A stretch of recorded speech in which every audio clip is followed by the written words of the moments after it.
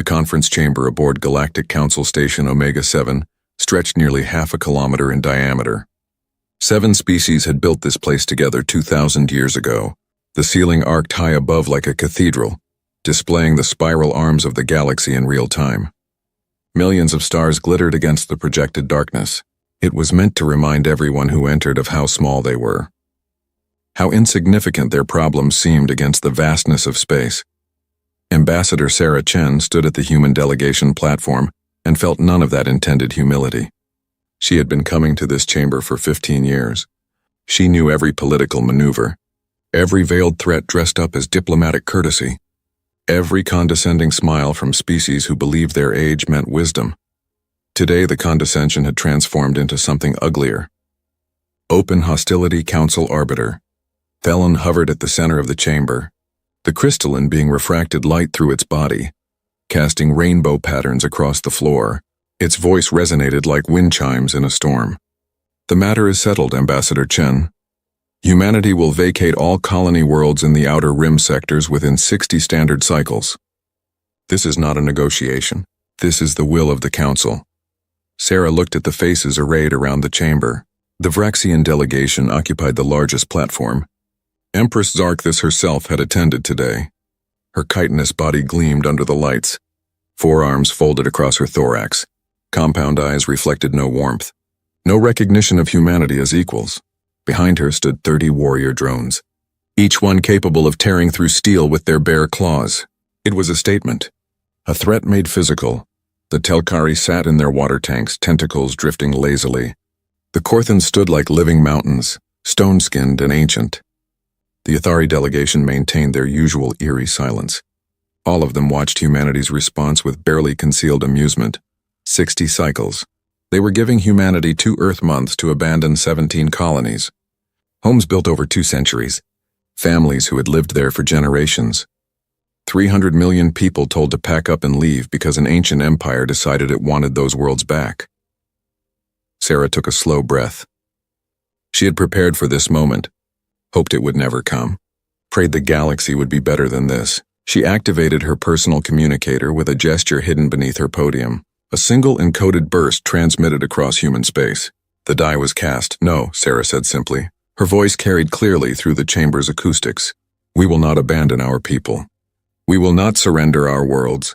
And we will not accept this council's ruling. The Empress leaned forward. When she spoke, her mandibles clicked together between words. You refuse? You who have been part of this council for barely 2 centuries. You dare defy a ruling supported by 6 of the 7 founding species? I do, Sarah replied. She met the Empress's compound gaze without flinching. And I invite you to do something about it. Silence crashed through the chamber like a physical wave. The Telkari's tentacles went rigid. The Korthan delegation stirred, stone grinding against stone. Arbiter Thelon's crystalline body flashed red. Warning colors, Ambassador, Thelon said carefully. Perhaps you do not understand the gravity of this situation. The Vraxian Empire has provided archaeological evidence of settlements in those sectors, dating back 17,000 years. Their claim predates your species' written history. The Council has ruled. You must comply, Sarah smiled. It was not a pleasant expression. I understand perfectly, Arbiter. You believe might makes right. You believe because your species are older. You can dictate terms to the young upstarts who haven't learned their place yet. She paused. Let the words settle. Well, try me and see what happens, the Empress laughed. The sound was like glass shattering. Harsh and cutting. Bold words from a species that has never fought a real war. You humans play at being civilized.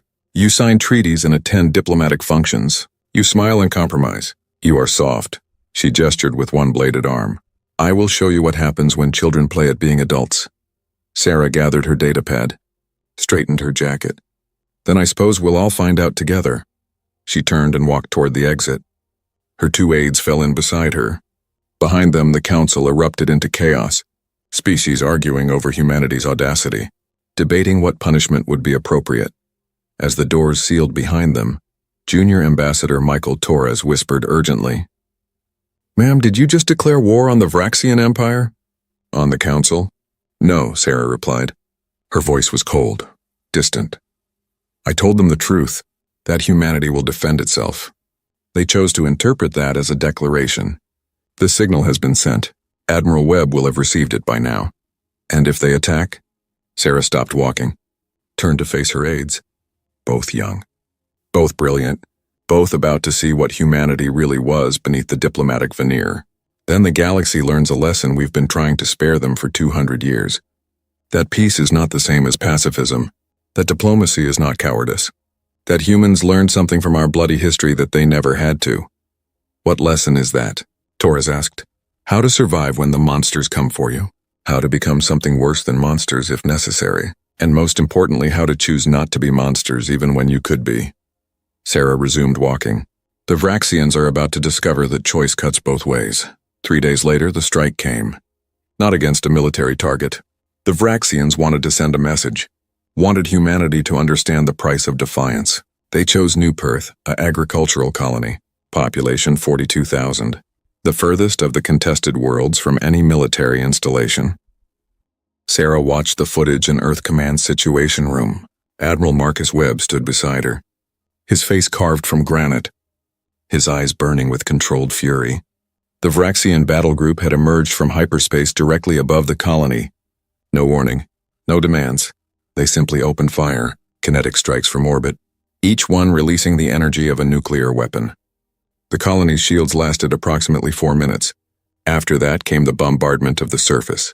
40,000 civilians dead in the first hour. Another 2,000 in the fires and infrastructure collapse that followed. Children, farmers, teachers, people who had never held a weapon, never threatened anyone. They died because the Vraxian Empire wanted to prove a point. The footage cut to Empress Zarkthis broadcasting from her flagship. This is the price of defiance. This is what happens when lesser species forget their place. Humanity has one more chance. Evacuate the Outer Rim, beg forgiveness, or we will turn every human world into ash and memory. Webb turned off the display. The room fell silent. 20 staff officers, the Joint Chiefs, representatives from every branch of Earth's military, all of them waiting to see how humanity would respond to this atrocity. This casual genocide. Sarah spoke first, her voice steady despite the rage she felt building behind her ribs. Admiral, status of the Damocles Protocol? All assets confirmed active and in position, Webb replied. We've been preparing for this scenario since first contact. Every contingency planned, every target mapped, every weapon ready. He paused. The question is, do we use them? Once we cross this line, Ambassador, there's no going back. The galaxy will learn what we really are. They killed 40,000 people to make a point, Sarah said quietly. They broadcast it across every civilized world in the galaxy. They want the rest of us to live in fear. To accept that might makes right. That the strong can do whatever they want to the weak. She walked to the window, looked out over the sprawling military complex. Beyond it, the lights of Geneva stretched toward the mountains.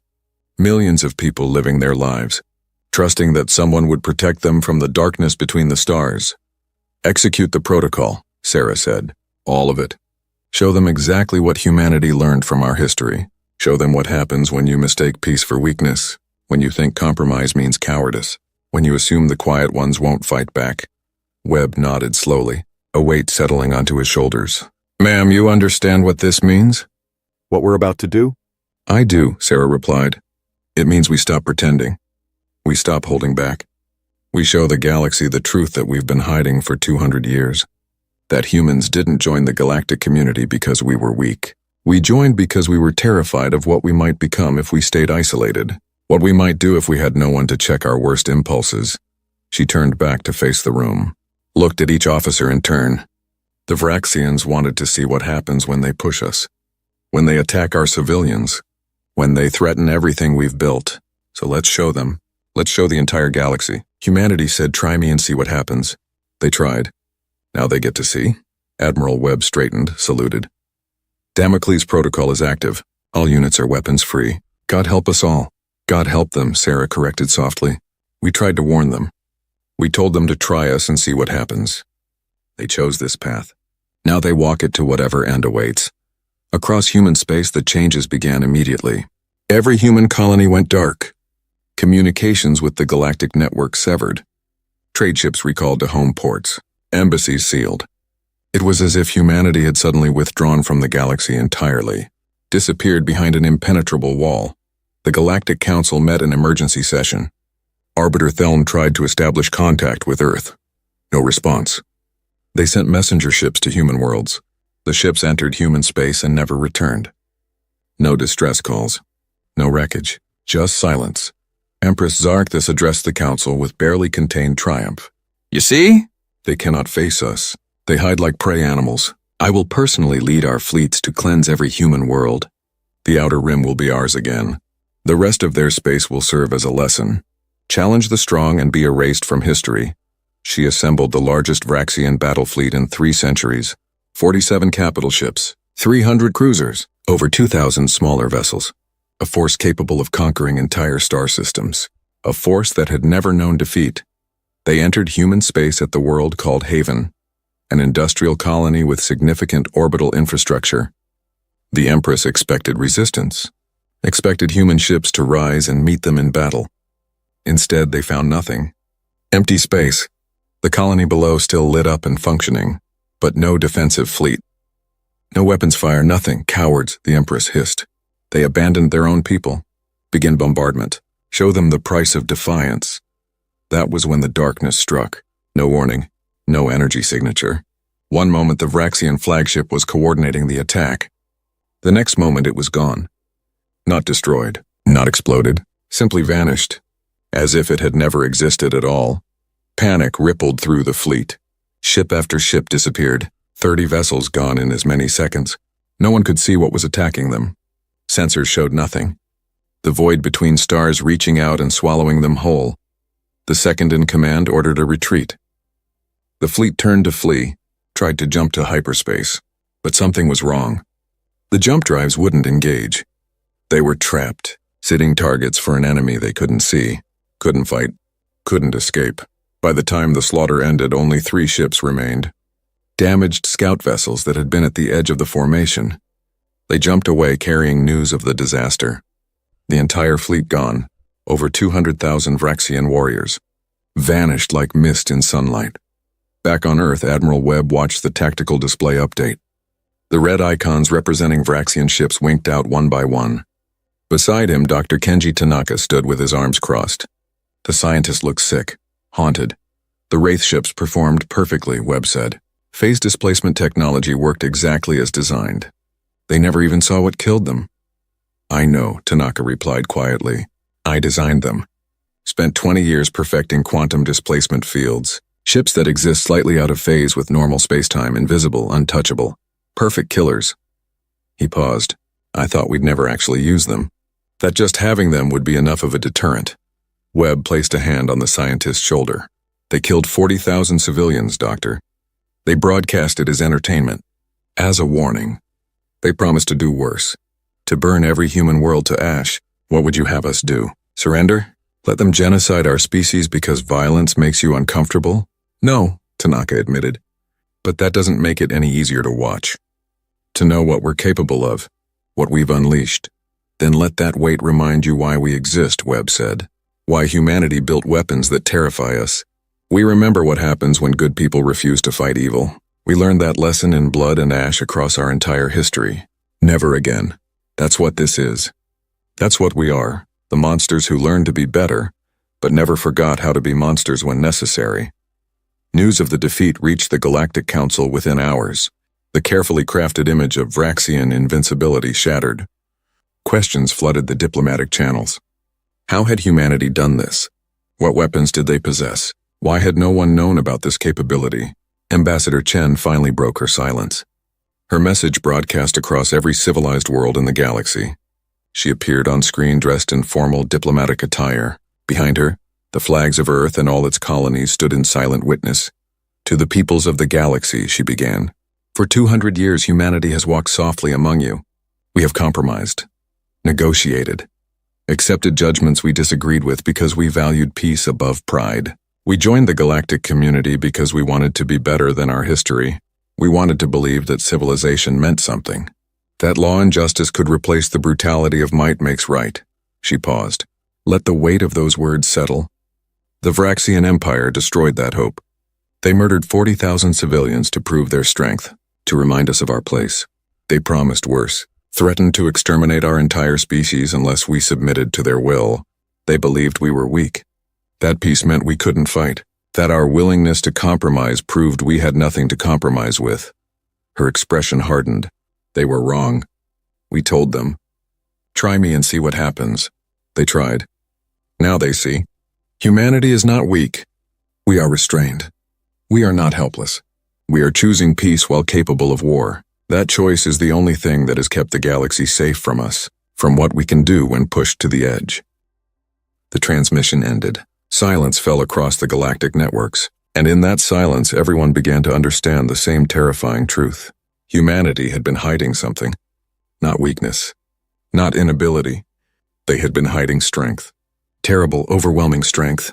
The kind that only a species that had nearly destroyed itself multiple times could develop and choose not to use. Until now. Until someone pushed them too far.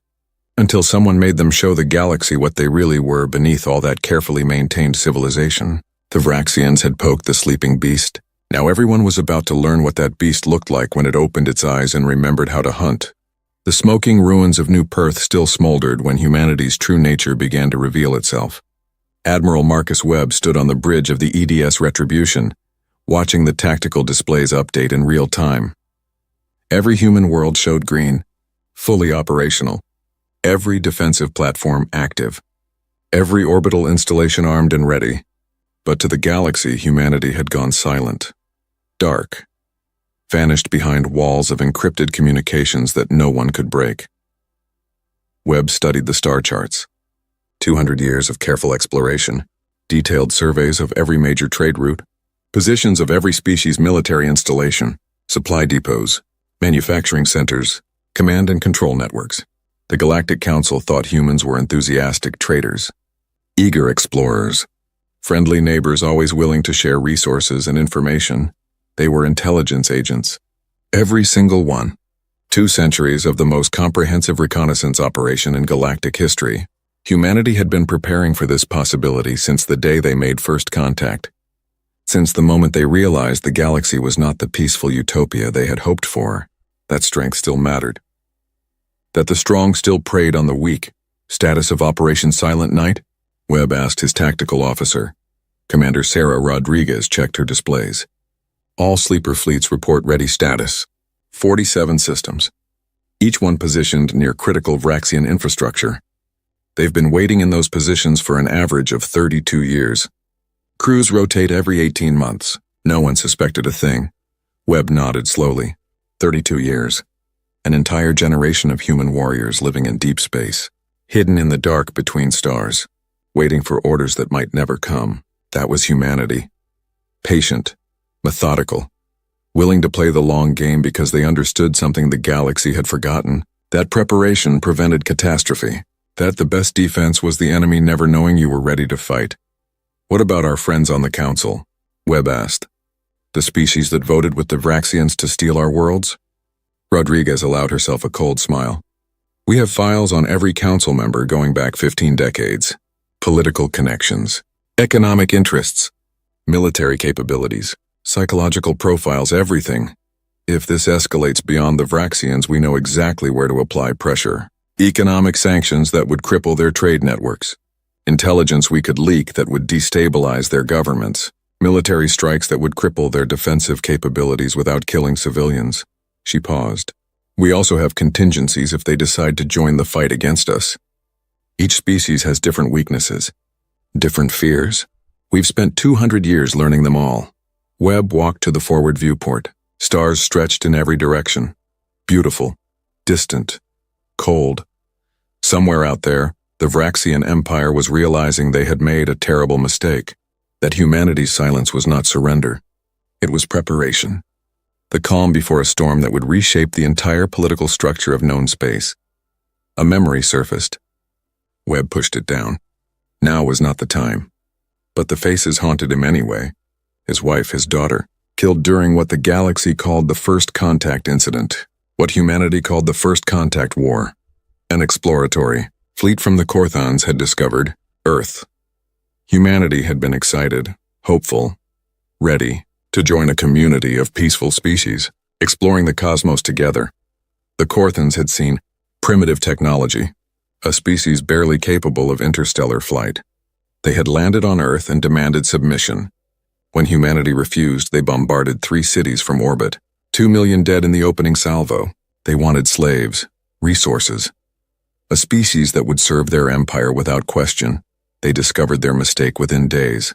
Humanity was not advanced in space travel, but they were very advanced in killing each other. Thousands of years of constant warfare, weapons development that had nearly led to extinction multiple times. When the Korthans landed their occupation forces, they met resistance that shocked them. Humans using chemical weapons, biological agents, nuclear devices deployed in their own cities to stop the invaders. The Korthans fled, went to the Galactic Council claiming humans were savages, monsters that needed to be contained. The Council sent mediators, tried to understand what had happened. They found a species traumatized but defiant, a species that had lost millions but refused to surrender, a species that had looked at superior technology and found ways to defeat it anyway. The Council offered membership, promised protection from future aggression, but Webb remembered what the senior ambassadors had told him. The Council's real message had been clear. Join us or we will allow others to finish what the Korthans started. Be civilized or be destroyed. Humanity had chosen to join, to learn. To prepare, sir. Rodriguez interrupted his thoughts.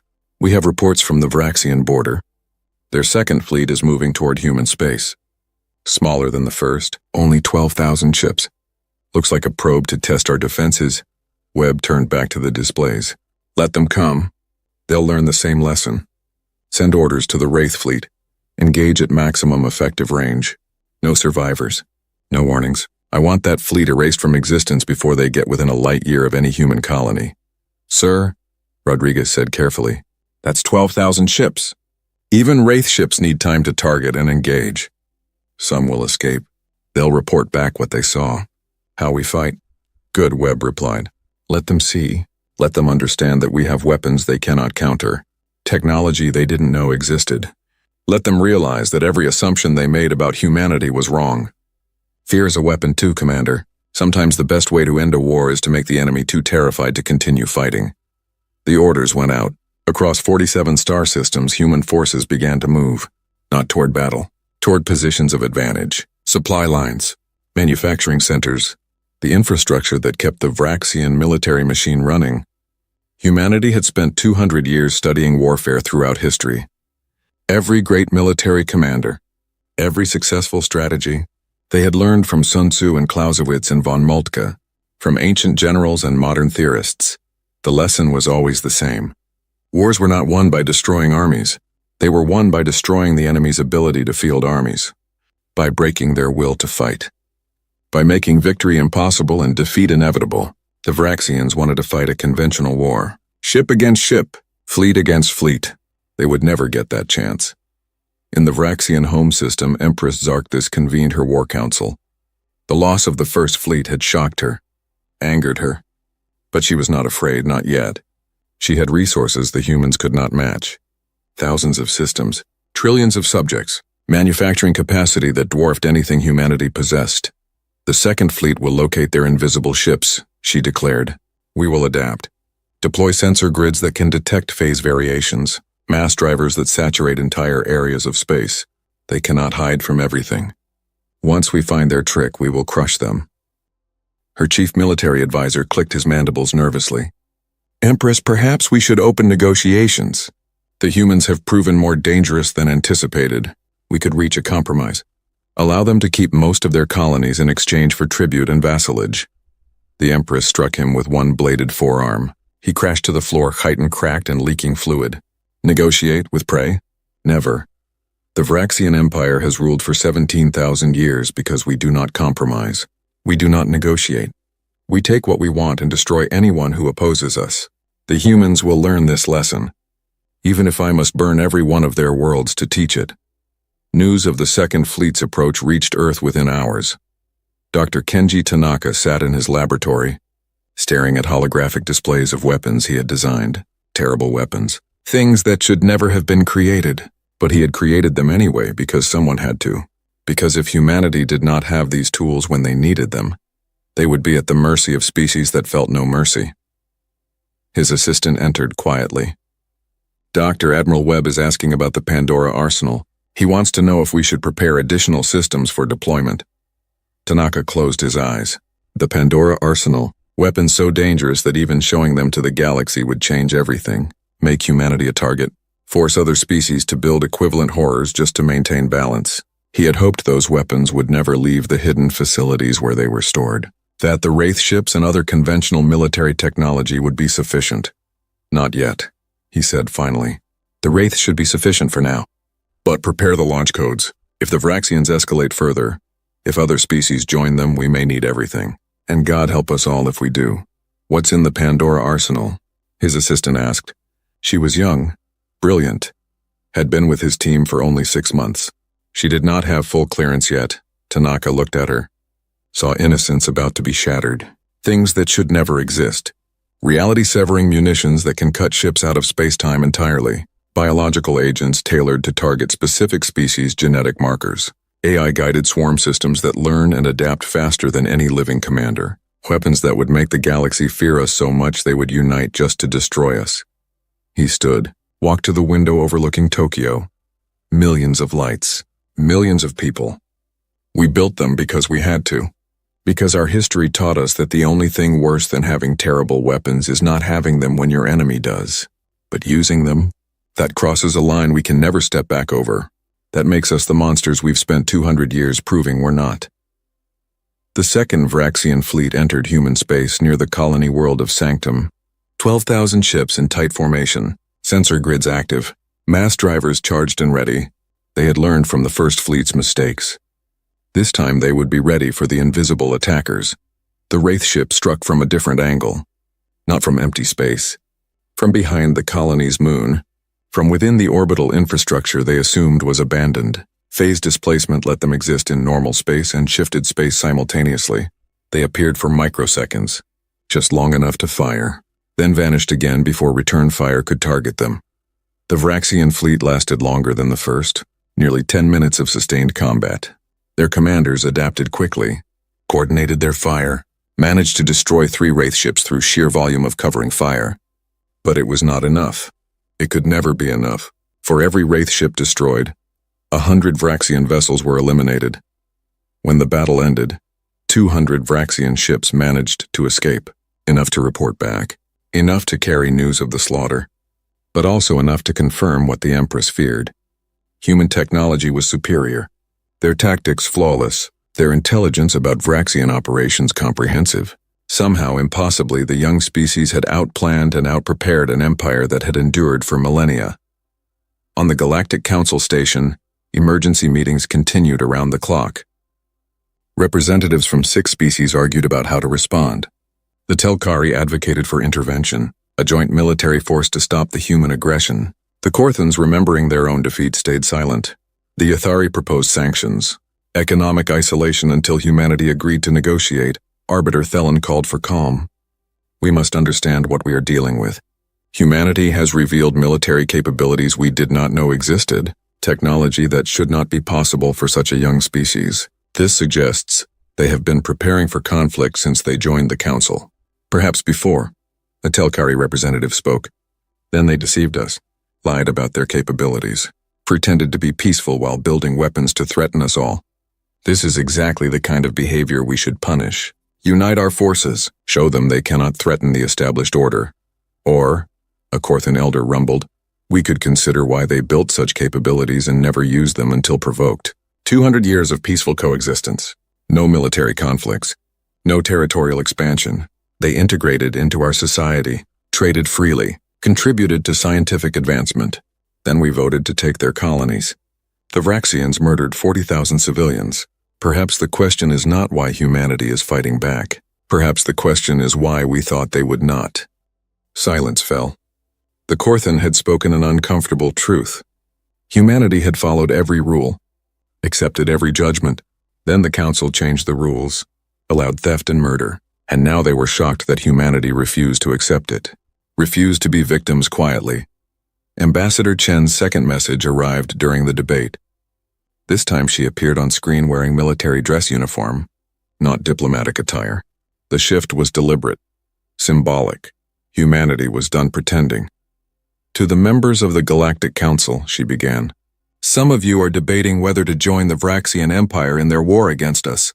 Some of you think you can force us to submit through economic sanctions or diplomatic isolation. Some of you believe you can teach us our place through military force.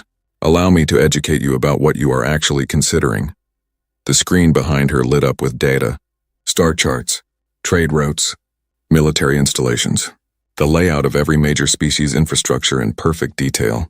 This is what we know about you. Everything. 200 years of careful observation. Every weakness. Every vulnerability. Every secret you thought was hidden. We have watched you. Learned from you. Prepared for you. Her expression hardened. We did not do this because we planned to conquer you. We did this because our history taught us a simple lesson. Hope for peace, but prepare for war. We hoped the galaxy would be better than our experience suggested. That law would matter more than strength. That civilization would mean something. You have proven those hopes were naive, so now you get to see what happens when humanity stops hoping and starts acting. She leaned forward. Any species that joins the Vraxians in attacking us will regret that choice. We will not fight fair. We will not accept honorable defeat. We will use every advantage, every weapon, every tactic we have developed across our bloody history. And our history is very, very bloody. We nearly destroyed ourselves a dozen times before we reached the stars. We learned how to kill efficiently, how to wage total war, how to make our enemies regret ever challenging us. Those lessons are about to be taught to the galaxy. The transmission ended, but the message was clear. Humanity was not asking for peace. They were demanding it. Choose peace or face consequences no one was prepared for. Because humanity had stopped pretending, stopped hiding. The galaxy was about to learn what humans really were when they decided the time for diplomacy had ended.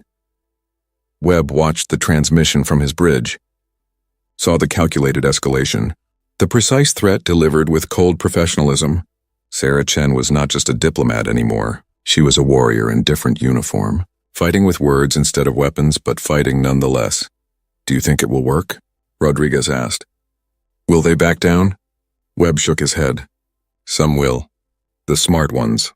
The ones who can read between the lines and understand what we're really saying. But others, the ones who think we're bluffing, the ones who believe their strength still matters, they'll test us, and when they do, we'll have to show them we meant every word. He looked at the tactical displays again. Vraxian forces regrouping, council members moving fleets into position, the galaxy holding its breath to see what would happen next. Tell all commanders to maintain readiness. The next phase is about to begin, and it's going to get much worse before it gets better. Worse how, sir? Webb's expression was grim. Because now they know we have advanced weapons. They know we've been hiding our capabilities. But they don't know everything. They don't know about the Pandora arsenal. They don't know about the contingencies we have for total war. They don't know that every weapon we've shown them so far is just the opening move. We tried to warn them. We said, try me and see what happens. They tried. Now we have to show them, all of it, until they understand that fighting humanity is not worth any prize they think they'll win. Rodriguez felt cold settle into her bones. She had seen the classified files, knew what weapons humanity had prepared for doomsday scenarios. If those were deployed, if humanity revealed the full extent of what they were capable of, the galaxy would never be the same. Terror would replace respect. Fear would replace friendship. But maybe that was the price of survival. Maybe that was what humanity had to become to protect themselves. Orders confirmed, sir, she said quietly. All forces standing by for Phase 2 operations. The galaxy is about to learn what humanity means by total war. Webb nodded, looked out at the stars. Somewhere his wife and daughter rested, victims of the galaxy's casual cruelty. He fought for them, for every human who had died because others thought humans were weak, were prey, were expendable. Never again. That was the promise. The oath every human commander had taken. Whatever it cost, whatever it took. Never again would humanity be victims, not while they still had breath to fight and weapons to deploy. The galaxy would learn that lesson. One way or another. They would learn. The Vraxian Empire's third response was not another fleet. Empress Zarkthus had learned that lesson at terrible cost. Instead, she authorized strikes against human supply lines, hit-and-run attacks by small squadrons targeting merchant vessels and automated cargo platforms.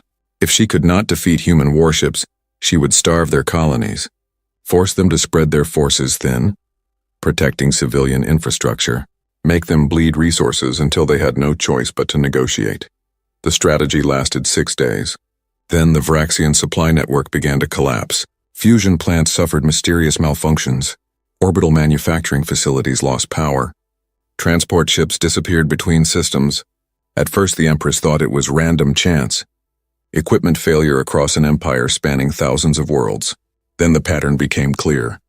Every facility that supplied the military, every depot that stored weapons, every shipyard building warships, all of them failing simultaneously. Captain Alexandra Nova Reeves stood in the shadows of a Vraxian ammunition factory on the industrial world of Krath 9. Her suit bent light around her body, made her invisible to both visual sensors and thermal imaging. Behind her, 5 members of her special operations team worked quickly, placing shaped charges on key structural supports, programming them to detonate in sequence.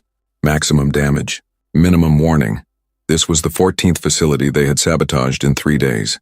Human special forces had infiltrated 19 Vraxian systems, operating deep behind enemy lines, striking at the infrastructure that kept the military machine running, not the glorious battles of fleet combat. This was war at its most basic, destroying the enemy's ability to fight before they even reached the battlefield. Charges set? Her demolitions expert reported quietly. This facility produces 60% of their antimatter containment units. Without it, their capital ships cannot refuel. Estimated impact on fleet operations is catastrophic within 4 weeks. Nova nodded, checked her tactical display. 30 kilometers away, another team was sabotaging the power distribution network. When both strikes hit simultaneously, the factory would lose containment on its antimatter reserves. The resulting explosion would look like an industrial accident. Just one more failure in a supply network that was mysteriously falling apart. Exfiltrate on my mark, Nova ordered. 3, 2, 1 mark. The team moved as one. Ghosts in the darkness. By the time Vraxian security realized something was wrong, they would be light years away, already planning their next strike. Humanity had learned guerrilla warfare over centuries of conflict, had perfected asymmetric tactics through countless insurgencies and counterinsurgencies. Now those lessons were being applied on an interstellar scale. On the Vraxian throne world of Zarkath Prime, the Empress raged. Her war council cowered before her fury. How are they doing this? How are humans infiltrating our most secure facilities? We have the best sensors in the galaxy, military-grade security, genetic scanners that should detect any non-Vraxian organism. Yet somehow these primates are sabotaging critical infrastructure across 19 systems. Her chief intelligence officer spoke carefully. Empress, we are dealing with capabilities we did not know existed. Stealth technology beyond our current understanding. Perhaps chemical or biological agents programmed to cause systemic failures. Or they have agents embedded in our society. Sleeper cells activated for this operation. Find them, the Empress hissed. Whatever it costs. Tear apart every facility. Interrogate every worker. I want these humans found and eliminated. And I want to know how they learned so much about our infrastructure. Someone has been feeding them intelligence for years. Decades, perhaps. Find that leak and seal it. But it was too late. The damage was done. The Vraxian military machine depended on a complex web of logistics. Remove key nodes and the entire system began to collapse. Fleets could not refuel. Repair facilities lacked parts. New construction halted. And all of it happened too fast to respond effectively. By the time they identified one compromised facility, 3 more had failed. The Galactic Council watched these developments with growing alarm. Ambassador Chen's warning had been clear. Any species that joined the Vraxians would face similar treatment. The Telkari, confident in their own security, announced they would send military aid to the Empire. A gesture of solidarity among the older species. A message to humanity that they could not challenge the established order. Within 24 hours of that announcement, the Telkari home system experienced a cascading failure of its orbital defense network. Automated platforms turned on each other, self-destructed. The Telkari military scrambled to regain control, found their command codes had been changed, override protocols disabled. Someone had taken control of their entire defensive infrastructure, made it useless, left them vulnerable, and then the platforms were released. Controls returned to normal. No permanent damage, just a demonstration. A message from humanity that said we can reach you whenever we want. Your defenses mean nothing. Choose wisely. The Telkari withdrew their offer of military aid, announced they would remain neutral, focus on diplomatic solutions. The message was received by every species on the council. Humanity was not bluffing. They had the capability to strike anyone, anywhere, and they were willing to do it. On Earth, Dr. Tanaka reviewed the intelligence reports. The cyber attacks on the Telkari had worked perfectly. 200 years of embedding backdoors in galactic technology, human engineers working on defensive systems across dozens of species, always helpful, always contributing expertise, and always leaving ways to access those systems remotely if necessary. How many species have we compromised like this? His assistant asked. She was learning the full scope of humanity's preparations now, each revelation more shocking than the last. All of them, Tanaka replied simply. Every major council species. Some of the minor ones too. We did not plan to use these backdoors.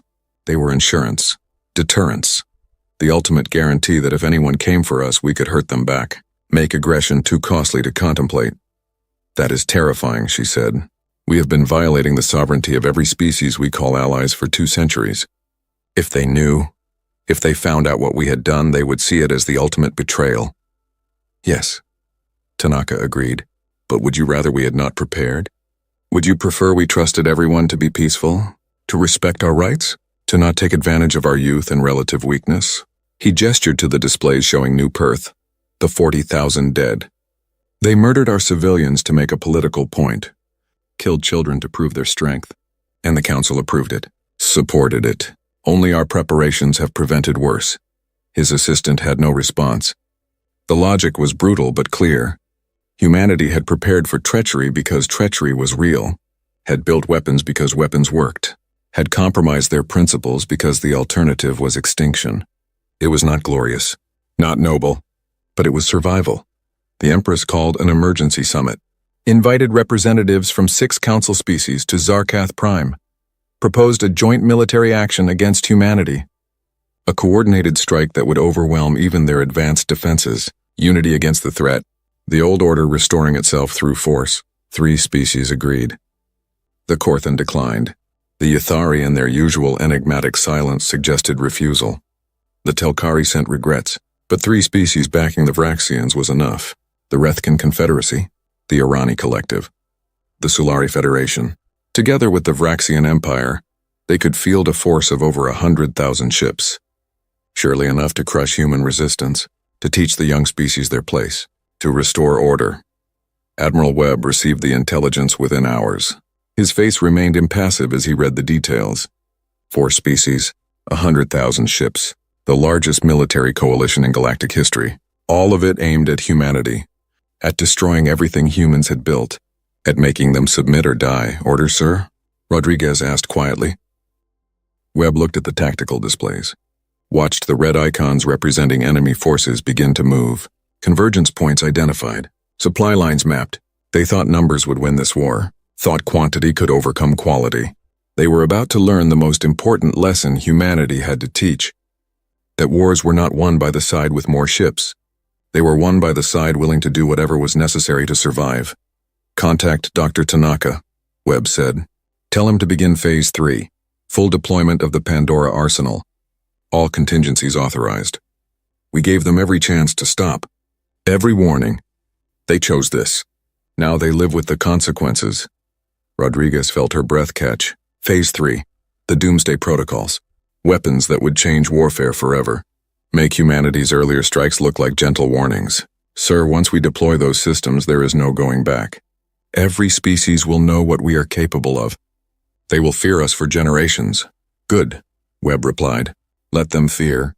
Fear prevents war. Fear makes species think twice before attacking their neighbors. We tried being friendly, tried being diplomatic, tried being the good neighbors who played by the rules. Look where it got us.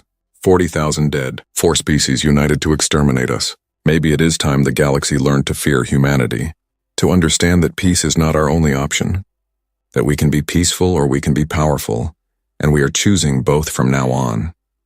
The orders went out. Across human space, weapons systems activated that had never been tested in combat. Technology so advanced it seemed impossible. Munitions so destructive they violated every treaty humanity had signed. But treaties only mattered when all parties honored them. When some broke the rules while others followed them, the rules became chains. Humanity was done wearing chains. The first deployment was reality-severing torpedoes, warheads that did not explode.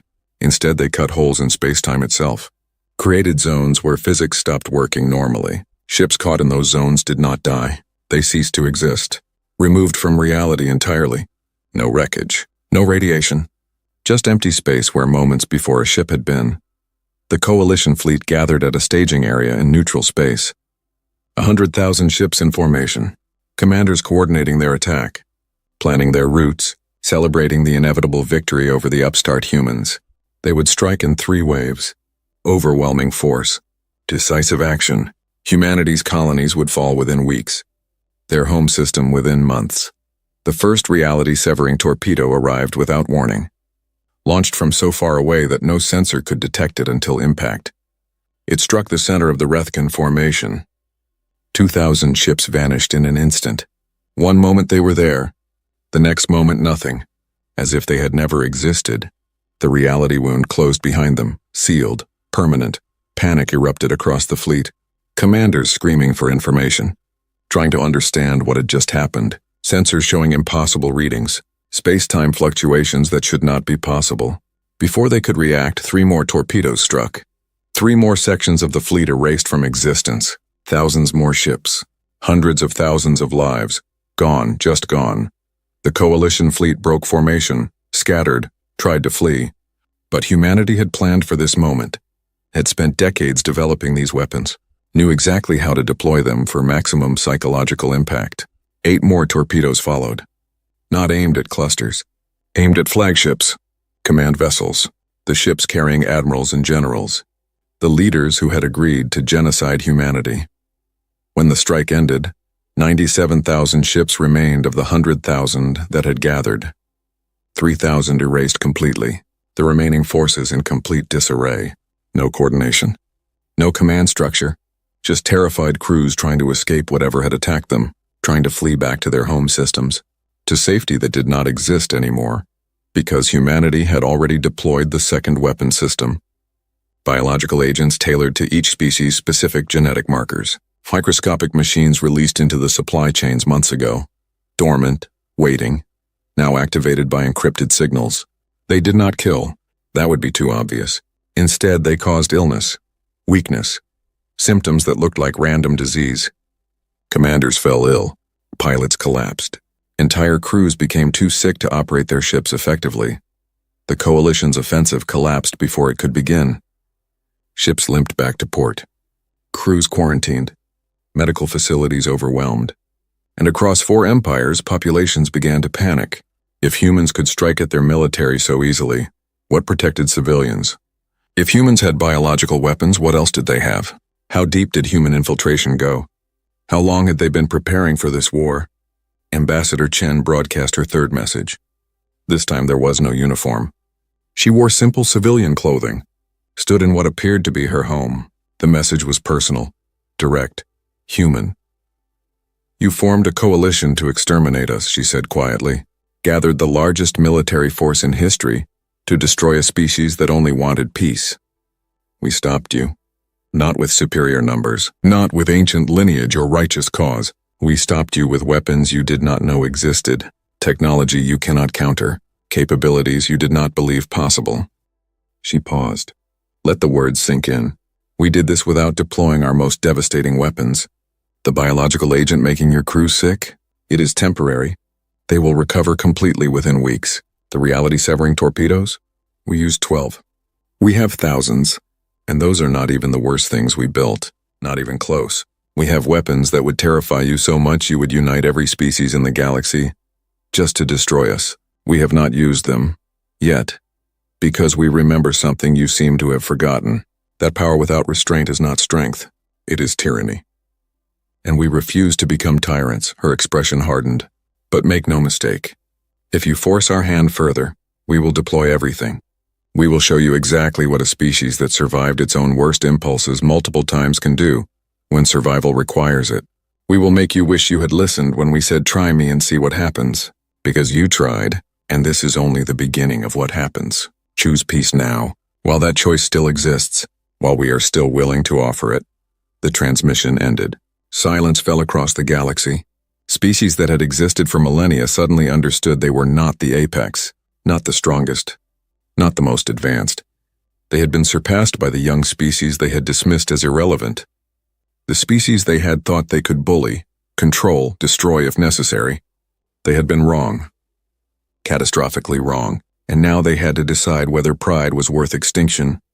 On Zarkath Prime, Empress Zarkthis finally felt fear. Real fear. Not the cautious concern of facing a worthy opponent.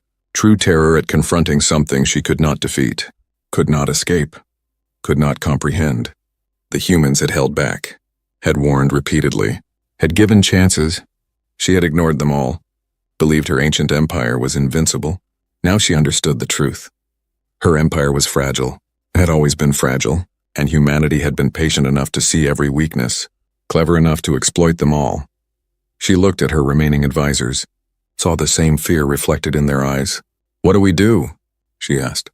For the first time in 4 centuries of rule, she genuinely did not know, did not have answers. "How do we fight an enemy like this?" Her chief advisor spoke carefully. "Empress, perhaps the question is not how to fight them. Perhaps the question is whether we should continue fighting them at all. They have demonstrated overwhelming superiority, shown they can strike anywhere, defeat any force we send, and they claim they have held back. That worse weapons exist. If they are telling the truth, if they deploy those weapons, our empire may not survive. The cost of victory, if victory is even possible, may be extinction." The Empress wanted to rage, to demand total war, to throw everything at humanity until one side was destroyed. But fear paralyzed that instinct. Fear of what humanity might do if truly pushed to the edge. Fear that the humans were not bluffing, that they really did have weapons worse than reality-severing torpedoes. That fighting them further would only prove how right they were to prepare so thoroughly, so ruthlessly, so completely. "Contact the human ambassador," she said finally. The words tasted like ash, like defeat. But survival mattered more than pride. "Tell them we wish to negotiate, that the Vraxian Empire is willing to discuss terms for ending hostilities, that we recognize we misjudged humanity's capabilities and willingness to defend themselves." She paused, felt 17,000 years of imperial pride crumble. "Tell them we surrender." The surrender offer arrived through encrypted channels. Empress Zarkthis herself appeared on screen. No throne room grandeur, no warrior drone standing guard, just an old creature looking suddenly fragile. Defeated. The weight of 17 millennia of imperial pride crushed by 3 weeks of warfare against an enemy she had fatally underestimated. "Ambassador." Chen watched the transmission in the secure conference room deep beneath Geneva. Admiral Webb stood beside her. Dr. Tanaka sat at the table, hands folded, expression haunted. They had won. Achieved what seemed impossible 3 weeks ago. Forced the largest empire in the galaxy to surrender, without deploying even half of humanity's arsenal. But victory felt hollow, bitter, because the galaxy would never see them the same way again. "What are your terms?" the Empress asked. Her voice carried none of its earlier arrogance, just exhaustion, fear. The realization that her empire had survived only because humans chose to let it survive. "What does humanity demand for peace?" Chen looked at her advisors. They had discussed this moment, planned for it, hoped it would come before they had to reveal weapons that would make reality-severing torpedoes look gentle, before they had to deploy systems so terrible that Dr. Tanaka had wept when designing them, before they became the monsters they had spent 2 centuries proving they were not. First, Chen said, full recognition of human sovereignty over all colony worlds. No future challenges to our territorial claims. No archaeological justifications for seizure. What is ours remains ours. Second, reparations for New Perth. 40,000 civilians murdered. That debt must be acknowledged and paid. Third, trials for those who ordered the attack. War crimes are war crimes regardless of who commits them or which species they belong to. She paused. Let those demands register. Fourth, the complete dissolution of the current Galactic Council structure. It has proven itself unable to provide justice, unable to protect the weak from the strong. A new organization will be formed, one with actual enforcement mechanisms, actual accountability, where law matters more than age or military strength. The Empress flinched. You ask us to destroy the political structure that has maintained order for 3,000 years. To admit that our entire system was unjust, that we were wrong. Yes, Chen replied simply. Because it was. Your order was built on might makes right, on the assumption that older species had the right to dictate terms to younger ones. That military strength justified any action. You voted to steal our worlds because you could. Murdered our civilians because you thought we would not fight back. That system died the moment we proved we could fight. That we would fight. Now something better must replace it. The transmission ended with the Empress agreeing to consider the terms, to present them to her advisors, to respond within 72 hours. But everyone in the room knew the truth. She would accept, had no choice but to accept, because the alternative was complete destruction, and she had finally learned that humanity was capable of delivering that destruction, would deliver it if forced to. Webb turned to Chen. You realize what you just did? Demanding the council dissolve?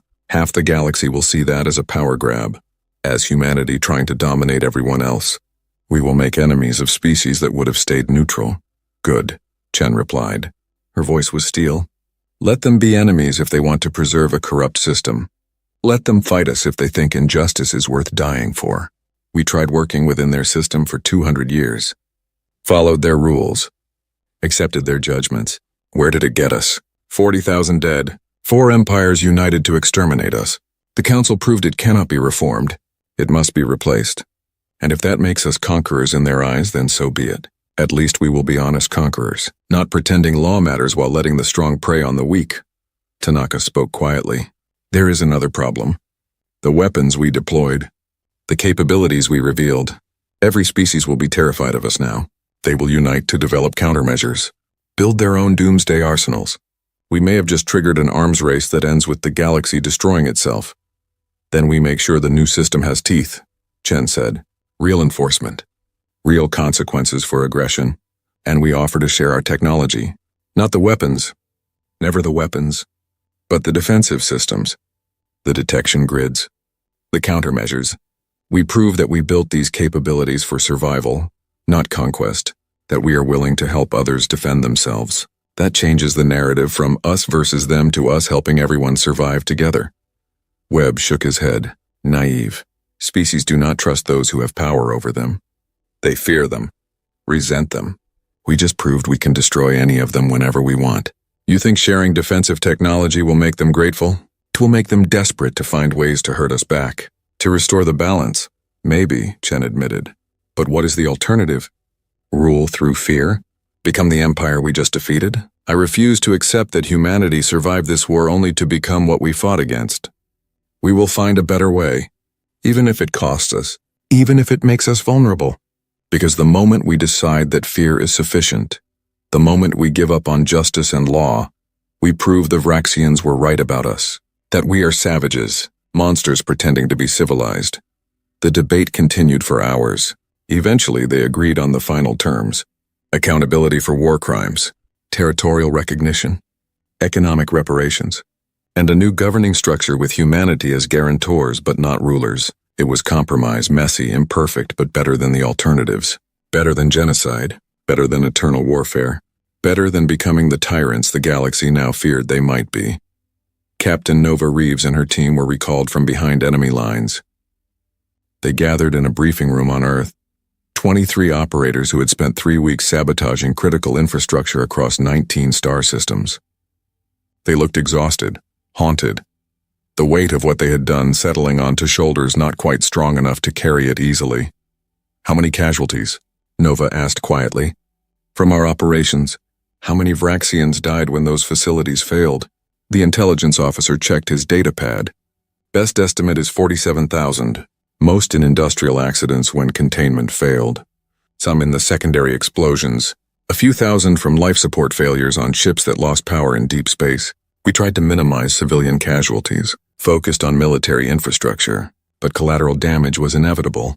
Nova felt sick. 47,000. More than died at New Perth. They had become what they fought against. Killed civilians to achieve military objectives. Yes, they tried to minimize casualties. Yes, they targeted legitimate military infrastructure, but dead was dead. Those 47,000 would never go home. Never see their families again. Because human operators destroyed facilities they worked in. Because humanity decided survival required ruthlessness, Captain. One of her team members said, "They killed our people first. Started this war." We responded proportionally. Defended ourselves. "You cannot carry guilt for that, cannot I?" Nova asked. "We are supposed to be better. That is the whole point. We learned from our bloody history. Built weapons we hoped never to use. Prepared for war while pursuing peace. But the moment violence started, we deployed weapons that killed tens of thousands. Used tactics that terrified everyone who saw them. Became exactly what we said we were not. Monsters. Just monsters who chose to be monsters for the right reasons." She stood, looked at her team. "We did what we had to. Saved human lives by taking Vraxian ones. But we do not get to pretend it was clean. Honorable. Justified. We killed people to protect our own people. That is all. Nothing more noble than that. And we carry that weight because someone has to. Because the moment we stop feeling guilty about killing is the moment we become the Empire. The tyrants. The ones who kill easily because life means nothing to them." The room fell silent. Every operator understanding the truth in her words. They had won. Saved humanity from conquest. But the cost was measured in lives taken. Families destroyed. People who died because humans decided their survival mattered more than Vraxian survival. It was the calculus of war, brutal, necessary, but never clean. Never something to celebrate without reservation. The Empress accepted humanity's terms 71 hours after receiving them. 1 hour early. As if delaying would only make things worse, she appeared before the remains of the Galactic Council. Admitted her Empire's crimes. Accepted responsibility for the attack on New Perth. Agreed to trials for those who ordered it. Including herself if necessary. The ancient empire that had ruled for 17,000 years submitted to judgment by species they had considered irrelevant. The other 3 species that had joined the coalition followed quickly. The Rethkin Confederacy, the Irani Collective, the Solari Federation. Each one accepting similar terms. Each one agreeing that the old system had failed. That something new was needed. Not because they believed it, because humanity had proven they could destroy anyone who refused. Fear was a powerful motivator. Perhaps the most powerful. Ambassador Chen broadcast her final message regarding the war. She stood in the same conference room where she had watched the Empress surrender. Behind her, the flags of Earth and its colonies. Beside her, Admiral Webb and Dr. Tanaka, the 3 faces of humanity's response: diplomacy, military might, technological terror. Together they had won a war that should have destroyed humanity. Now they had to win the peace. "The fighting is over," Chen began. 4 empires have surrendered. Accepted terms. Agreed to accountability. Humanity has achieved what we set out to do. Defended our people. Punished those who attacked us. Forced recognition of our sovereignty and our right to exist without fear. But victory is not enough. Never enough. Because the question now is what comes next. What kind of galaxy do we build from the ashes of the old order? She gestured to the 2 men beside her. We 3 represent the reality of human nature. I am the diplomat who tried every peaceful option before accepting that war was necessary. Admiral Webb is the warrior who prepared for conflict while hoping it would never come. Dr. Tanaka is the scientist who built weapons he never wanted to use but knew might be essential for survival. Together we are what humanity is. Not just peaceful, not just violent, both, always both. The question is which side we choose to emphasize. She looked directly at the camera. We deployed weapons that terrified the galaxy. Revealed capabilities that shocked species who thought they knew us. Proved we are more dangerous than anyone imagined. But here is what we want you to understand. We built those weapons because we had to, because our history taught us that the unprepared die, the weak are conquered, the naive are exploited. We refuse to be unprepared, refuse to be weak, refuse to be naive. That is what you saw. Humans refusing to be victims. Webb stepped forward. But we are also more than weapons. More than tactics and technology. We are the species that nearly destroyed itself a dozen times and chose not to. That looked at our capacity for violence and decided to be better. That built weapons we hope never to deploy. That prepared for war while actively pursuing peace. We did not want this conflict. We tried everything to avoid it. We only fought when left no other choice. When survival demanded it. That is humanity. Capable of terrible things but choosing not to do them unless absolutely necessary. Tanaka spoke last. His voice carried pain, regret. I designed weapons that should never exist. Things that violate every principle I believe in, every moral standard I try to uphold. I did it because someone had to. Because if we needed them and did not have them, our species would cease to exist. But I hate that they exist. Hate that we use them. Hate that other species will now try to copy them. Hate that we may have just triggered an arms race that ends with everyone having doomsday weapons. That is the cost of survival. Sometimes staying alive requires becoming something you despise. Doing things you can never forgive yourself for. Carrying guilt that never fades, he paused. But we carry that guilt because we must. Because someone has to remember the cost. Has to feel the weight. Has to ensure we never deploy these weapons casually. Never use them for conquest. Never become the monsters we can be if we forget why we built them. Humanity is dangerous, yes, but we are dangerous with restraint, with purpose, with the constant awareness that power without morality is tyranny. We refuse to be tyrants, even when it would be easier, even when it would serve our interests. We refuse. Chen took control again. So here is what we offer the galaxy. A new system, one with actual enforcement, where law matters, where strength does not determine right, where younger species are not automatically subordinate to older ones, where aggression is punished regardless of who commits it, and we offer to be guarantors, not rulers, not conquerors, guarantors. We will use our strength to protect the weak, our technology to defend the defenseless, our willingness to fight to ensure others do not have to. But we will not rule, will not impose our will not become the empire we just defeated. She spread her hands. Some of you will not trust this offer. Will think we are lying, planning conquest. Using pretty words to hide ugly intentions. To those species we say watch us. Judge us by our actions. Give us the chance to prove we mean what we say. And if we fail, if we become tyrants, then unite against us. Use the weapons you develop to defend yourselves. Because we would rather be destroyed fighting tyranny than become tyrants ourselves. That is the lesson our history taught us. That is who we are. That is what we offer. The transmission ended. Reactions across the galaxy were mixed. Some species embraced the new vision, saw opportunity for a more just system. Others remained suspicious, fearful, convinced humanity was just another empire seeking dominance through different means. But everyone agreed on one thing. The galaxy had changed. Fundamentally, permanently, the old order was dead. Something new was being born. And humanity stood at its center. Not as conquerors, but as the species willing to fight for a better way. To use their terrible strength in service of justice rather than domination. Whether they succeeded remained to be seen. Whether trust could be rebuilt after such violent demonstration of power was uncertain. Whether humanity could resist the temptation to rule when they had the capability to do so was an open question. But they were trying, genuinely trying, and perhaps that was enough. Perhaps the effort mattered more than guaranteed success. Perhaps striving to be better was itself the victory. The real victory. Not defeating the Vraxians, but refusing to become the Vraxians. Refusing to let power corrupt purpose. Refusing to let strength erase morality. On Earth, in a quiet garden overlooking Geneva, Sarah Chen walked alone. The war was over. Terms agreed. New system being built. She should feel satisfaction, pride, relief. Instead, she felt exhausted, hollow.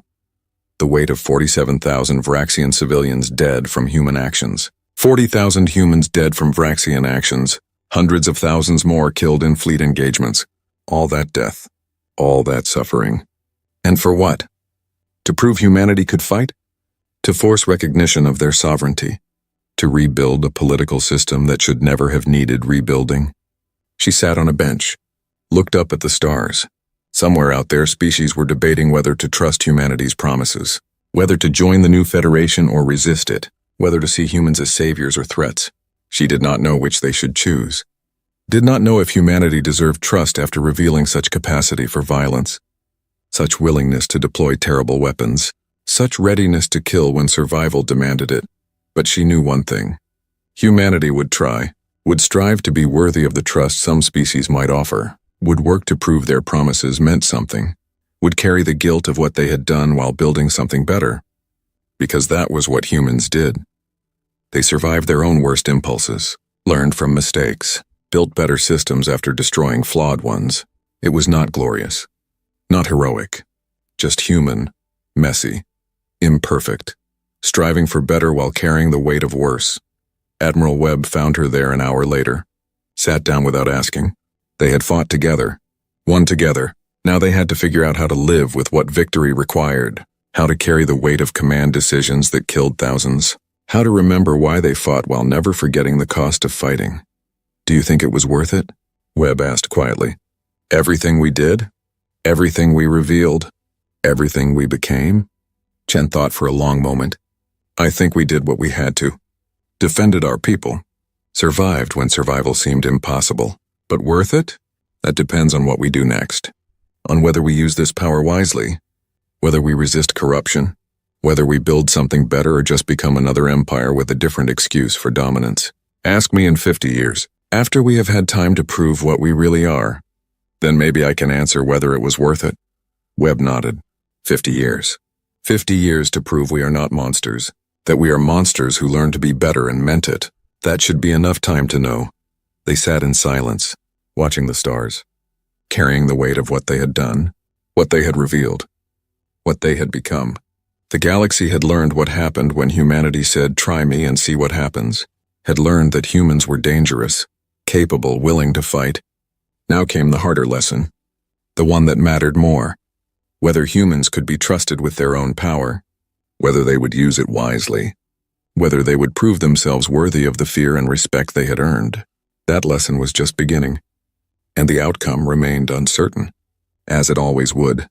Because humanity was capable of both great good and great evil, the choice between them was what defined them, was what made them human, and that choice never ended, never became easier, just more important with every passing day. 5 years after the war ended, the new Federation held its founding session. Not on a human world, not on any former Council species territory. Instead, they built a new station in neutral space, equidistant from the major powers, symbolically declaring that this organization belonged to everyone equally, that no species would hold inherent advantage, that the old hierarchies were dead, that something better could be built from their ashes. Ambassador Sarah Chen stood at the central podium, no longer representing just humanity. She had been elected Secretary General by a vote of 43 species. Some voted for her because they trusted her, others because they feared opposing humanity. She accepted both types of support, understanding that trust was earned through actions over time. That fear could be transformed into respect if used wisely. That leadership meant carrying burdens others would not. "We gather today not as conquerors and conquered," she began. Her voice carried through the massive chamber, reached representatives from 62 species, more than had ever cooperated before, not as victors and defeated, but as species who survived a terrible war and chose to build something better from the ruins. That choice defines us, not our past conflicts, not our old resentments. Our choice to try for better. She gestured to the chamber around them. This Federation has real power, real enforcement mechanisms. Species that commit aggression face consequences. Economic sanctions backed by military force if necessary. War crimes tribunals with actual authority. Protection for smaller species who cannot defend themselves alone. These are not empty promises, not polite words hiding political reality. This is law with teeth, justice with power behind it. A Vraxian representative stood, not the Empress. She had been tried, convicted, and exiled. This was one of the reformers who had seized power afterward.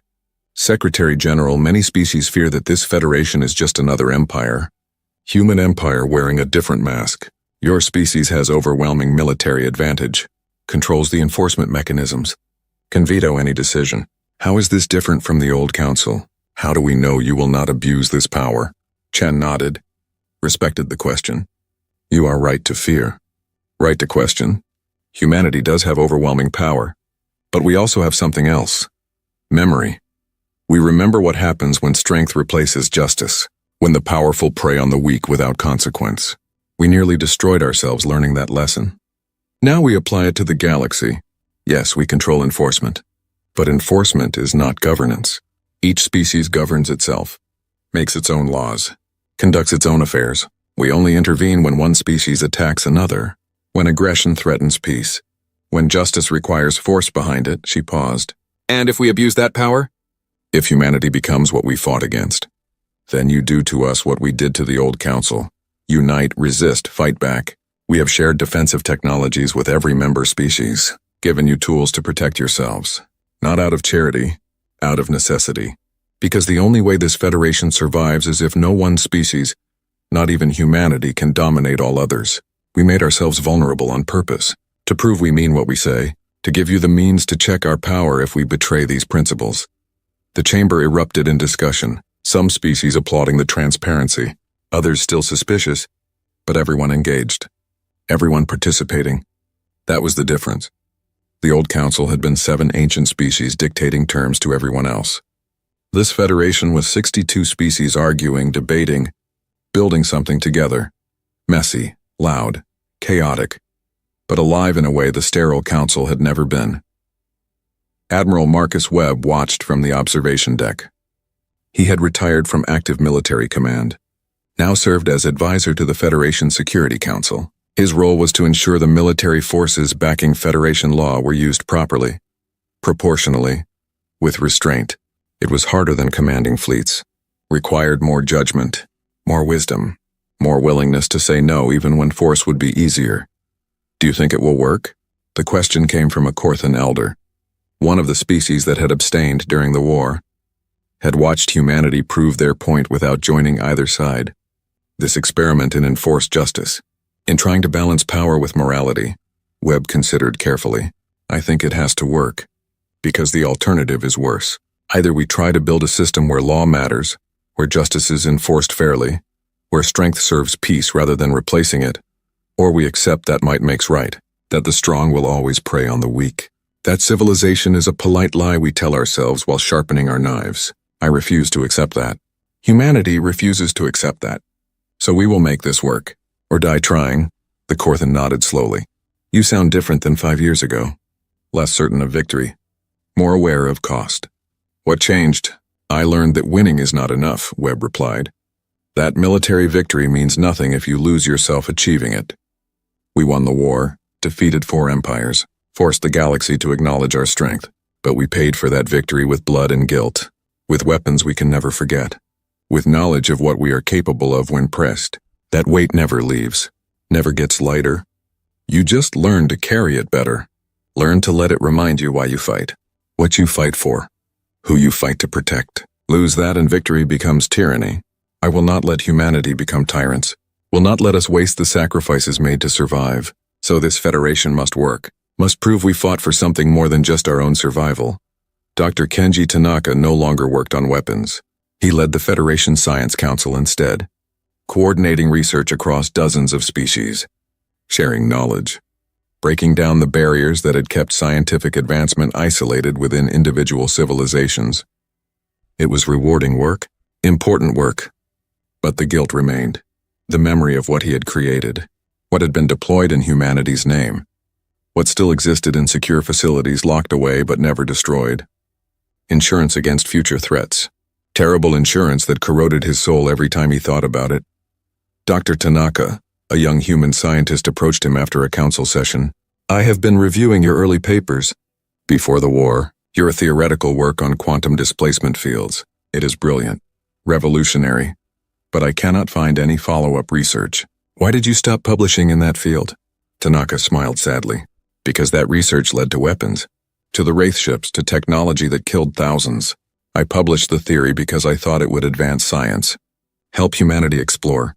Instead, it became a tool for war, for death. That taught me a lesson about scientific responsibility, about understanding that knowledge has consequences, that sometimes the best contribution to science is knowing what not to pursue, what not to publish, what not to unleash on the universe. The young scientist frowned. But science should be free. Knowledge should be shared. Hiding research because it might be misused is admitting defeat, letting fear control progress. No, Tanaka replied gently. It is admitting reality, understanding that scientists have responsibility for how their work is used, that we cannot just pursue knowledge for its own sake and ignore the consequences. I designed the Wraith ships because humanity needed them, because survival required weapons our enemies could not counter. But I hate that they exist, hate that they worked, hate that other species are now trying to copy them. If I could erase that knowledge from the universe, I would, even if it meant humanity lost our military advantage. Some things are not worth knowing. Some discoveries should never be made. Learning which is the real challenge. The real test of wisdom. The young scientist walked away unsatisfied. Tanaka understood. He had been that young once. Believed that knowledge was inherently good. That truth could never be wrong. That pursuing understanding was always justified. War had taught him differently. Had shown him that some knowledge came with costs too high to pay. That wisdom sometimes meant choosing ignorance. Choosing not to know rather than risk what knowing might enable. It was a hard lesson. One most scientists never learned until too late, if ever. Captain Alexandra Nova Reeves trained the next generation of Special Operations Forces. Her role was to teach them everything she knew, while ensuring they understood why that knowledge existed, why humans had developed such ruthless tactics, why they practiced asymmetric warfare to a degree that frightened even their allies. She wanted her students to be capable, but also thoughtful, able to fight without becoming defined by fighting, willing to kill without losing themselves to killing. The key to special operations, she told her class, is understanding that you are not soldiers. Soldiers fight battles, win ground, defeat enemies in direct combat. You are something else, something darker.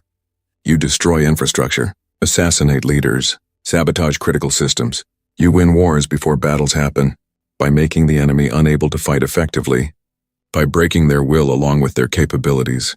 It is brutal work, necessary work, but ugly work. Never forget that. Never let yourself enjoy it.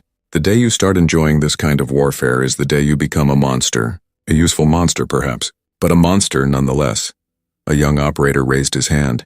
Ma'am, during the war with the Vraxians, you destroyed facilities that resulted in civilian casualties. Collateral damage. How do you reconcile that with not becoming a monster, with maintaining your humanity while doing inhumane things? Nova met his eyes, saw genuine curiosity, not accusation. I do not reconcile it. I carry it. Every day, every night. The faces of those 47,000 Vraxians haunt me. I see them in my dreams. Wonder who they were, what lives they led, what families miss them. I carry that weight because someone has to. Because the alternative is pretending those deaths did not matter, were just statistics, acceptable losses. I refuse to accept them. They were losses, necessary perhaps but never acceptable, never justified beyond the bare minimum of survival. And carrying that guilt, feeling that pain, that is what keeps you human, what prevents you from becoming the monster you could easily become if you stopped caring. She stood, paced the classroom. Humanity won the war because we were willing to do terrible things, to become temporarily what we fought against. But temporarily is the key word.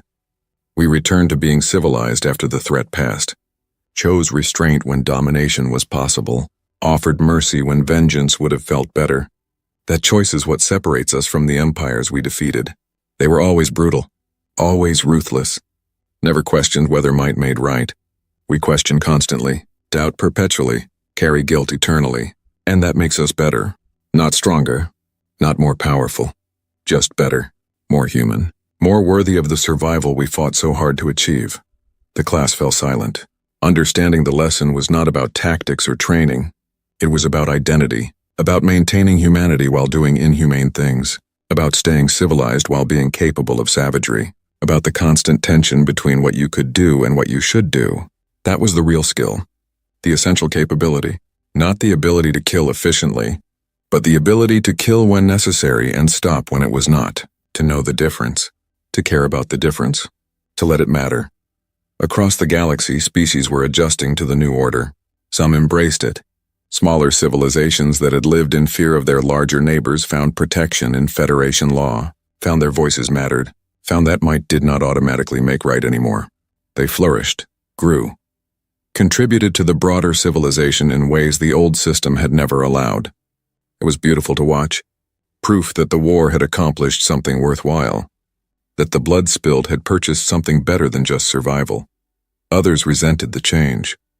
The former powers, the ancient empires that had ruled for millennia.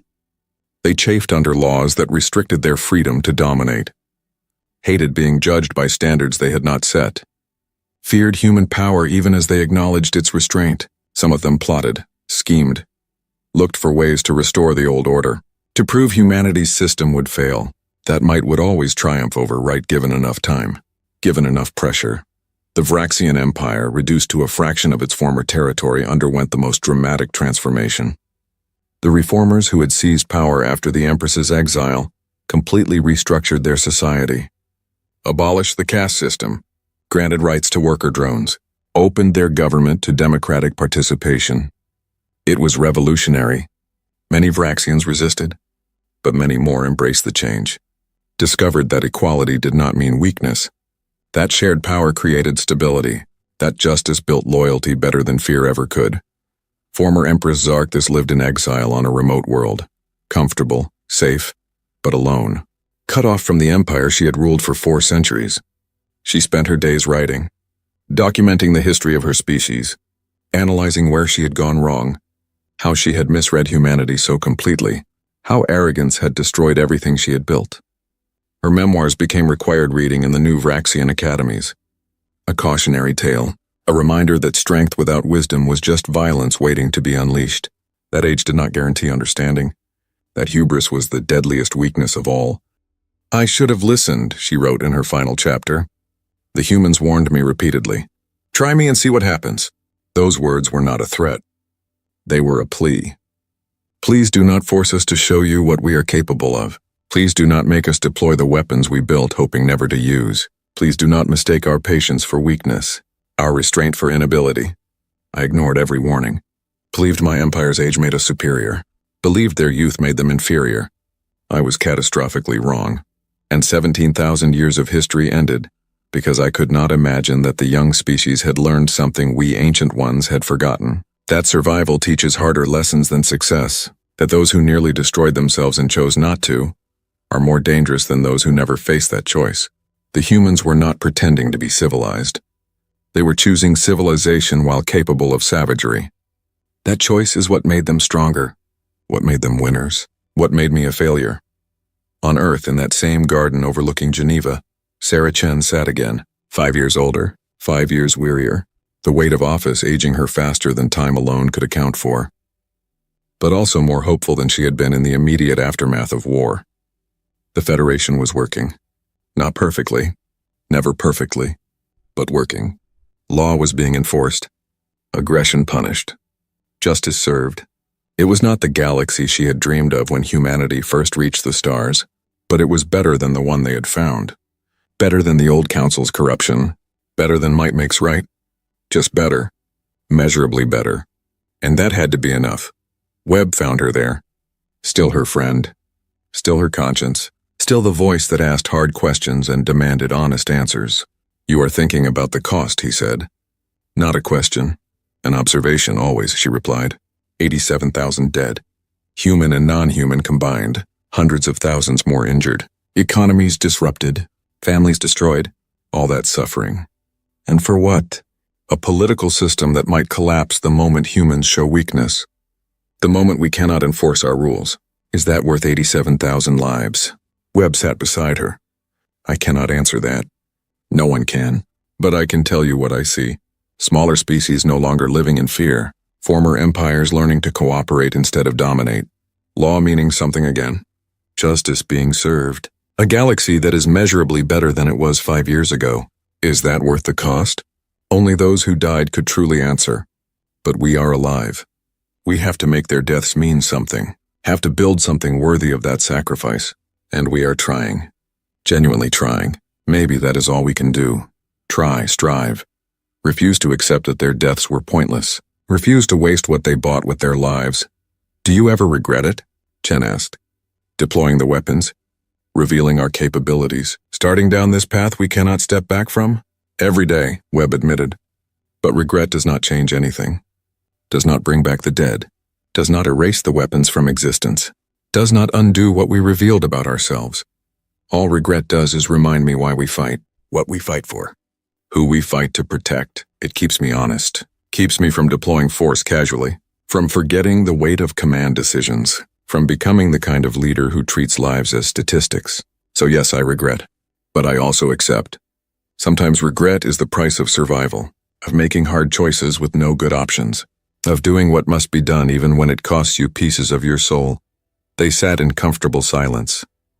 Two leaders who had guided humanity through its darkest hour, who had made choices that would haunt them forever, who carried weights that never got lighter, but who also saw what they had accomplished, what they had built, what they had proven, that humans could be trusted with power, could use strength in service of justice, could choose restraint when domination was possible, could be monsters when necessary, but return to being human when the crisis passed.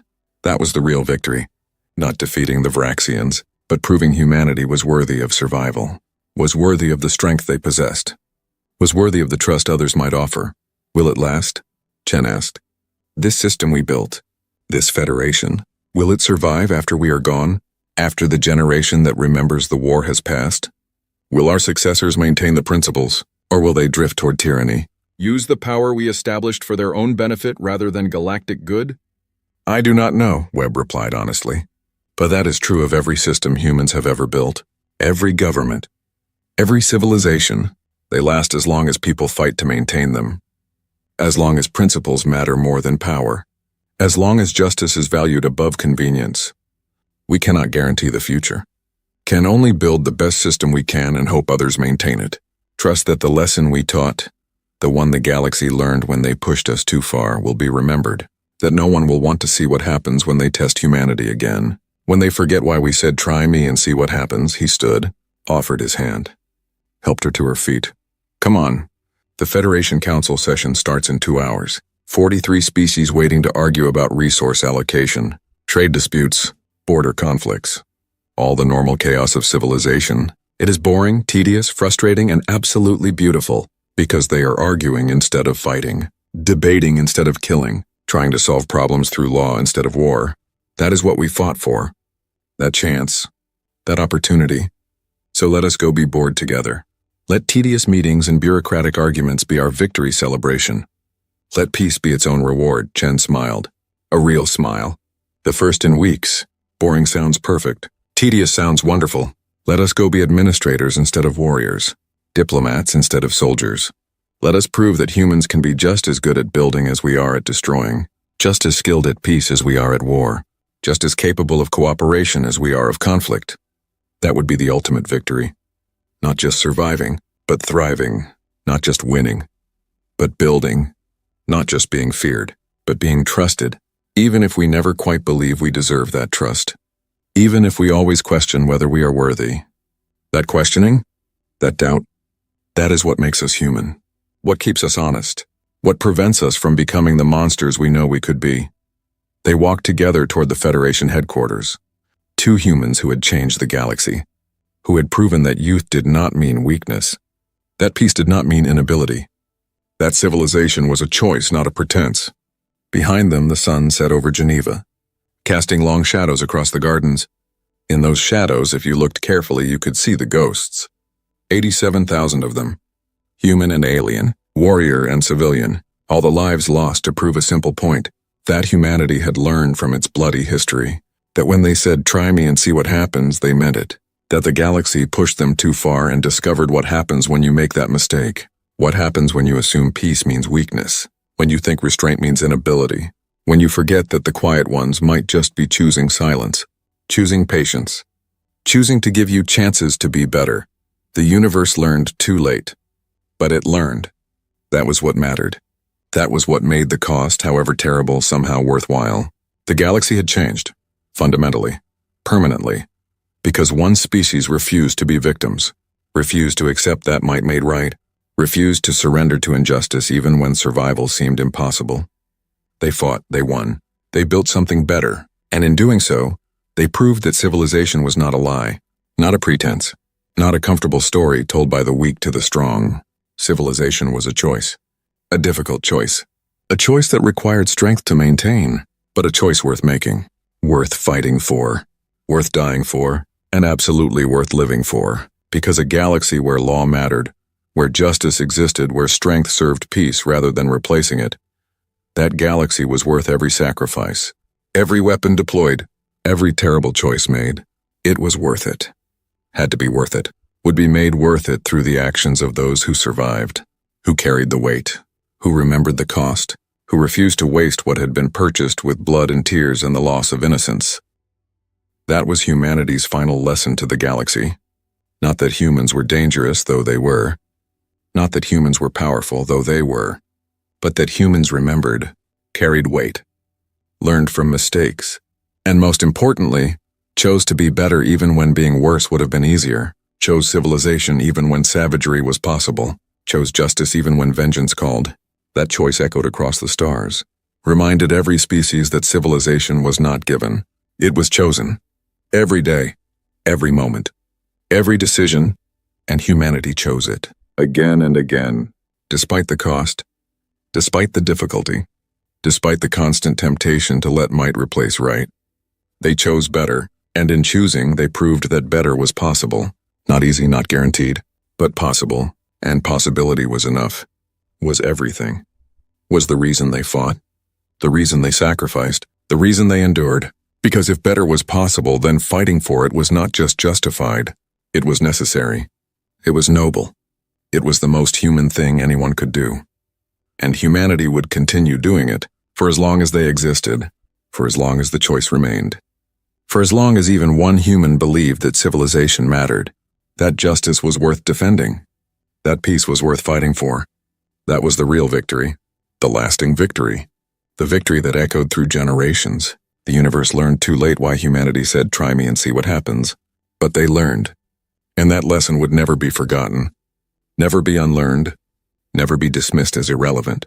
The galaxy was better for humanity's existence, better for their willingness to fight for principles, better for their refusal to accept that might made right, just better, and better was worth everything. That was humanity's final lesson to the galaxy. Not that humans were dangerous, though they were. Not that humans were powerful, though they were. But that humans remembered, carried weight, learned from mistakes, and most importantly, chose to be better even when being worse would have been easier, chose civilization even when savagery was possible, chose justice even when vengeance called. That choice echoed across the stars, reminded every species that civilization was not given. It was chosen. Every day, every moment, every decision, and humanity chose it. Again and again, despite the cost, despite the difficulty, despite the constant temptation to let might replace right. They chose better, and in choosing they proved that better was possible. Not easy, not guaranteed, but possible, and possibility was enough, was everything. Was the reason they fought, the reason they sacrificed, the reason they endured. Because if better was possible, then fighting for it was not just justified, it was necessary. It was noble. It was the most human thing anyone could do. And humanity would continue doing it, for as long as they existed, for as long as the choice remained. For as long as even one human believed that civilization mattered, that justice was worth defending, that peace was worth fighting for. That was the real victory, the lasting victory, the victory that echoed through generations. The universe learned too late why humanity said, "Try me and see what happens." But they learned, and that lesson would never be forgotten, never be unlearned, never be dismissed as irrelevant. The galaxy was better for humanity's existence, better for their willingness to fight for principles, better for their refusal to accept that might made right, just better, and better was worth everything.